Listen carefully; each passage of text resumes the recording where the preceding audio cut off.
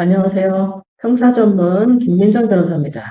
스토킹 사건 상담하다 보면 피해자분들은 언제부터 연락 안 오게 할 수 있나요? 이런 걸 여쭤보시고 피해자분들은 억울하게 잠정조치 당했는데 어떻게 해야 되나요? 이런 질문을 많이 하세요. 그래서 오늘은 스토킹 잠정조치가 실제로 어떻게 이루어지는지, 항고는 어떻게 해야 되는지 어느 한쪽 입장이 아니라 실제 절차를 중심으로 설명을 드리겠습니다.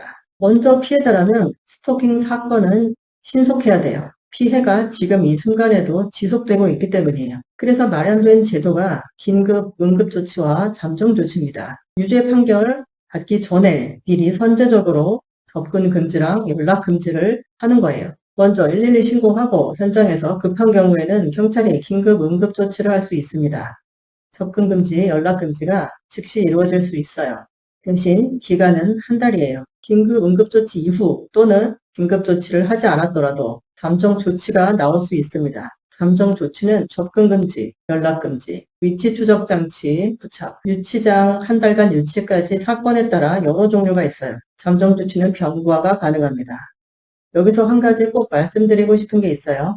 잠정조치를 위반하면 나중에 스토킹 사건이 불송치 되거나 불기소가 되더라도 잠정조치 위반 자체가 별도의 범죄가 될 수 있다는 거예요. 그래서 잠정조치 결정을 받았다면 반드시 지켜야 됩니다. 만약에 갑자기 스토킹 피의자라면서 잠정조치 결정이 내려졌다고 경찰이 연락을 받았을 때 굉장히 놀랍고 당황스러우실 텐데 무조건 끝난 건 아니에요.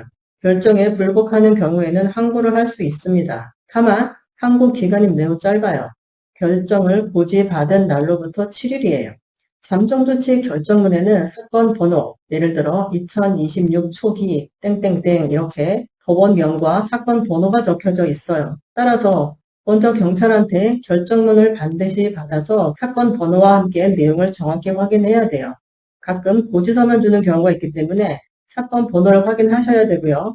너무 시간이 촉박한데 경찰과 연락이 안 된다. 그러면 해당 법원에 전화하시면 사건 번호를 알려줍니다. 그럼 항고는 어떤 경우에 받아들여질까요? 많은 분들이 억울하다는 이야기만 반복하시는데 항고는 단순히 억울하다는 감정만으로는 인용되지가 않죠. 왜 이 조치가 과도한 것인지 구체적인 사정을 설명해야 됩니다. 예를 들어 피해자와 같은 건물에 거주하는 경우다. 또는 피해자 주거지 인근에서 생업을 이어가는 경우다. 이런 경우까지 접근 금지 그대로 유지하면 아예 생활 자체가 불가능한 상황이 있을 수 있기 때문이에요. 또 어떤 경우에는 피해자한테 전혀 찾아간 적이 없는데도 기계적으로 접근 금지를 내리는 경우도 있어요. 이런 경우에는 접근 금지 예외를 인정하거나 접근 금지를 빼달라고 요청할 수가 있겠죠. 만약 피해자 주거지에서 멀리 이사를 가거나 해서 피해자와 완전히 분리가 됐다라는 사정 변경이 있다면 그에 대한 증빙을 충실히 해서 항고를 할 수도 있겠습니다. 즉, 사건마다 사정을 구체적으로 설명하는 게 중요합니다. 실무에서 가장 많이 받는 질문들을 좀 모아봤어요. 첫 번째, 불송치나 불기소가 되면 잠정조치는 어떻게 되나요? 라고 물어보시는데 원칙적으로 불송치나 불기소가 되면 잠정조치는 효력을 잃습니다. 다만 그 전에 잠정조치를 위반했다면 그 위반 행위까지 소급해서 없어지는 건 아닙니다. 두 번째입니다.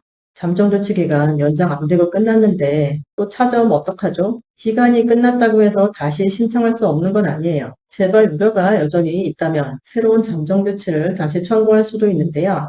다만 이전과 사실관계 자체가 동일하다면 잠정조치 연장과 동일하게 횟수가 제한될 겁니다. 스토킹 긴급 응급조치나 잠정조치 부분은 제 블로그에 굉장히 자세하게 작성해 놓았으니까 필요하신 분들은 보시면 도움이 되실 겁니다. 스토킹 사건은 초기 대응이 매우 중요해요. 피해자라면 어떻게 신속하게 보호를 받을 것인지, 피의자라면 어떻게 절차에 대응할 것인지, 첫 판단이 이후 사건의 방향에 영향을 미치는 경우가 많습니다. 그래서 저는 스토킹 사건에서 항상 이렇게 말씀드립니다.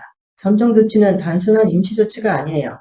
이후에 형사 절차의 방향에도 영향을 줄 수 있는 중요한 절차입니다. 저는 되는 것과 안 되는 것을 구분해드리는 김민정 변호사였습니다.